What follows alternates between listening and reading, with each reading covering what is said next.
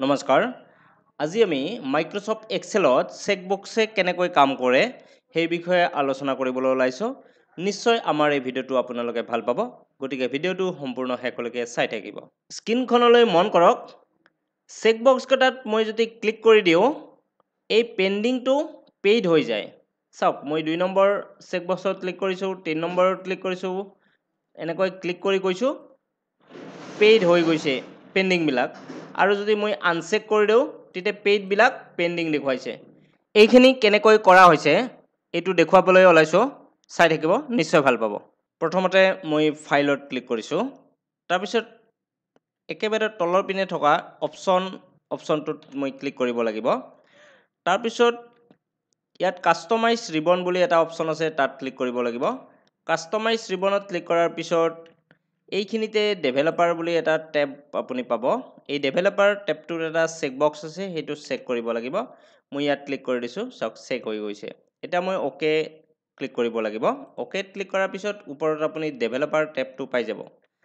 নিশ্চয় গম পাইছে ইয়াত ডেভেলপাৰ ট্যাবটো উঠি গৈছে ডেভেলপাৰ ট্যাবটোত ক্লিক কৰি আপুনি এই ইনসাৰ্ট অপচনটোত ক্লিক কৰিব লাগিব এই ইনসাৰ্ট অপচনটো সব এই ইনসাৰ্ট অপচনটোত ক্লিক কৰাৰ পিছত আপোনাৰ এইখিনিত এটা চেক বক্স দেখা পাব আপুনি সেই চেক বক্সটোত ক্লিক কৰিব লাগিব চেক বক্সত ক্লিক কৰাৰ পিছত আপুনি যিকোনো এটা সেলত ক্লিক কৰিলে এই চেক বক্সটো আহি যোৱা দেখা পাব ইয়াত চেক বক্স বুলি যে লেখা আছে টেক্সটখিনি আপুনি ডিলিট বা বেকস্পেস প্ৰেছ কৰি আপুনি মুছি ল'ব পাৰিব আৰু এই চেক বক্সটোৰ লগত এটা টেক্সট বক্স আহি থাকে সেই টেক্সট বক্সটো আপুনি সৰু কৰি ল'ব সেলটোত ফিট কৰাৰ কাৰণে আপুনি আপ এৰো ডাউন এৰো ৰাইট এৰো লেফট এৰো এইকেইটা এৰো কি ইউজ কৰি আপুনি এই সেল এটাত ফিট কৰি ল'ব এনেকৈ নিশ্চয় এইখিনি গম পাইছে তাৰ পিছত আপুনি এই সেলটোত ক্লিক কৰিব আৰু তলৰ যেটো ফিল হ্যান্ডেল আছে তাত ধৰি এনেকৈ তলৰ পিনে টানি দিব পাৰিব চেক বক্স এটা হৈ যাব ইয়াত আপুনি ক্লিক কৰিলে ইয়াত এনেকৈ টিক মাৰ্ক অহা দেখা পাব আৰু এবাৰ ক্লিক কৰিলে আনটিক হৈ যোৱা দেখা পাব এটা চাব এটো কেনেকৈ কাম কৰে এটো দেখাইছো ইয়াত মই ৰাইট ক্লিক কৰিম ৰাইট ক্লিক কৰিলে এই যিখন মেনু পাব তাৰ তলৰ যেটো অপচন ফৰমেট কন্ট্ৰোল আমি সেই ফৰমেট কন্ট্ৰোল অপচনটোত ক্লিক কৰিব লাগিব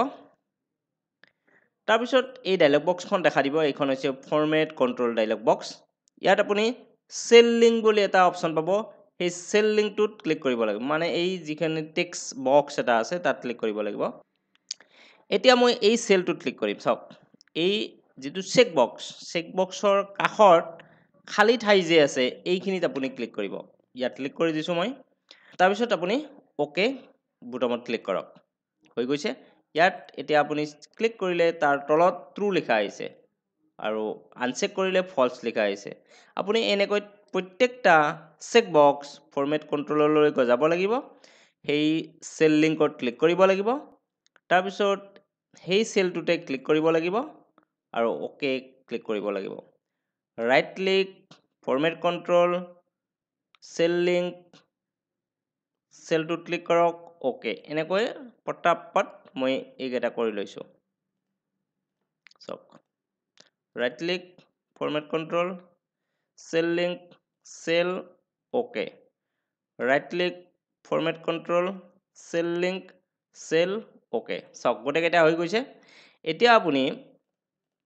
এইবিলাক টেক্সট কেইটা আহি থকাৰ কাৰণে দিগদাৰি হৈছে সিলেক্ট কৰক হোম টেবলৈ যাওক ফন্ট কালাৰটো হোৱাইট কৰি দিয়ক গোটেইকেইটা নাইকা যেন লগা হৈ গৈছে এতিয়া ৰাইট সাইডৰ যেটো সেল আছে যিকোনো এটা সেলত ক্লিক কৰি সমান চিন দিয়ক ইফ লেখক ইফ মানে যদি ইফ এই সেলটোৰ কাষত ক্লিক কৰিব এই সেলটো যদি ট্ৰু হয় TRUE ট্ৰু কমা তেতিয়া হলে ধৰক পেইড PAID পেইড ঊৰ্ধ্বকমা হেক কৰিছো সব ঊৰ্ধ্বকমাৰ ভিতৰত পেইডটো লিখিছো কিন্তু ট্ৰুটোৰ কাৰণে আমি ঊৰ্ধ্বকমা ইউজ কৰা নাই কমা আনপেইড বা পেন্ডিং লিখিব পাৰে মই পেন্ডিং লিখিছো ব্ৰেকেট হেক কৰি এন্টাৰ প্ৰেছ কৰক আৰু এই যেটো আমি ফৰ্মুলা ইউজ কৰি আনপেইড বা পেন্ডিং অপচনটো পালো